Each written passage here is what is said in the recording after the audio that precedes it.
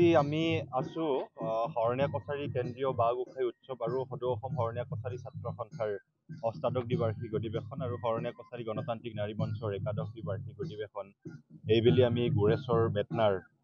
প্ৰয়াত হিতেশ ডেকা সোঁৱৰণী সমন্বয় ক্ষেত্ৰত উদযাপন কৰিবৰ কাৰণে ইতিমধ্যে প্ৰস্তুতি প্ৰায় ৮০% সম্পূৰ্ণ কৰি তোলা হৈছে। আপোনালোকে সকলোৱে জানে যে শৰণীয়া কছাৰী জনগোষ্ঠী অসমৰ অন্যতম কছাৰীমূলীয় এটা আদিম জনজাতি জনগোষ্ঠী। এই জনগোষ্ঠীটোৰ যথেষ্ট চহকী কলা কৃষ্টি সংস্কৃতি জাতীয় উৎসৱেৰে পৰিপূৰ্ণ এটা জনজাতি জনগোষ্ঠী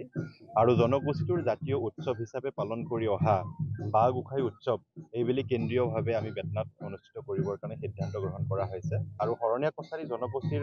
মানস পুত্ৰস্বৰূপ ছাত্ৰ সংগঠন সদৌ অসম শৰণীয়া কছাৰী ছাত্ৰ সন্থাৰ অষ্টাদশ দ্বিবাৰ্ষিক অধিৱেশন আৰু শৰণীয়া কছাৰী গণতান্ত্ৰিক নাৰী মঞ্চৰ একাদশ দ্বিবাৰ্ষিক অধিৱেশন। গতিকে এই অনুষ্ঠানভাগি আমি তিনিদিনীয়া বৰ্ণাঢ্য কাৰ্যসূচীৰে অহা ৪, ৫ আৰু ৬ বহাগ অৰ্থাৎ ১৮, ১৯ আৰু ২০ এপ্ৰিল ২০২৫ খ্ৰীষ্টাব্দ তাৰিখে তিনিদিনীয়া বৰ্ণাঢ্য কাৰ্যসূচীৰে ইয়াত পালন কৰিবলৈ গৈছোঁ আৰু ইতিমধ্যে মূল অভ্যৰ্থনা সমিতিৰ সৈতে ২০খনকৈ উপসমিতিয়ে এই উৎসৱত এই তিনিটা দিনত প্ৰায় ৪০,০০০কৈ মানুহৰ সমাগম ঘটিব আৰু এই ৪০,০০০ মানুহৰ সমাগমক তেওঁলোকে আপ্যায়ন কৰিবৰ কাৰণে মানুহখিনিক তেওঁলোকে যেনেদৰে আতিথ্য প্ৰদান কৰিব লাগে তাৰ কাৰণে ইতিমধ্যে তেওঁলোকে প্ৰস্তুতি প্ৰায় সম্পূৰ্ণ কৰি তুলিছে আৰু এইবাৰ আপোনালোকে এই অধিৱেশন আৰু বাঁহ গোঁসাই উৎসৱত আহিলে এক বেলেগ ধৰণৰ এটা পৰিৱেশ পাবৰ কাৰণে সক্ষম হ'ব। বিশেষকৈ শৰণীয়া কছাৰী জনগোষ্ঠীৰ লোক সংস্কৃতিসমূহ ইয়াত অংকিত কৰা হৈছে আৰু বিশেষকৈ শৰণীয়া কছাৰীসকলৰ কেনেধৰণে বসবাস কৰে তাৰ এটা সম্পূৰ্ণ এখন ঘৰৰ পৰিৱেশ আপুনি দেখিবলৈ পাব।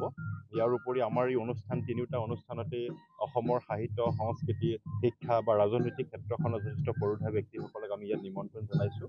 বিশেষকৈ আমাৰ সদৌ অসম শৰণীয়া কছাৰী ছাত্ৰ সন্থাৰ অষ্টাদশ দ্বিবাৰ্ষিক অধিৱেশন উপলক্ষে স্মৃতিগ্ৰন্থ উন্মোচন কৰা হ'ব আৰু বাঁহ গোঁসাই উৎসৱ উপলক্ষে স্মৃতিগ্ৰন্থ উন্মোচন কৰা হ'ব। গতিকে দুয়োখন স্মৃতিগ্ৰন্থ উন্মোচন কৰা হ'ব। ইয়াত আলোচনা চক্ৰ ৰখা হৈছে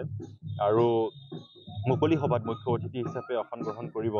অসমৰ শিক্ষা তথা জনজাতি পৰিক্ৰমা ভৈয়াম বিভাগৰ মন্ত্ৰী ডাঃ ৰণোজ পেগু ডাঙৰীয়া। বিশিষ্ট অতিথি হিচাপে উপস্থিত থাকিব BTC প্ৰধান মাননীয় প্ৰমোদ বড়ো ডাঙৰীয়া।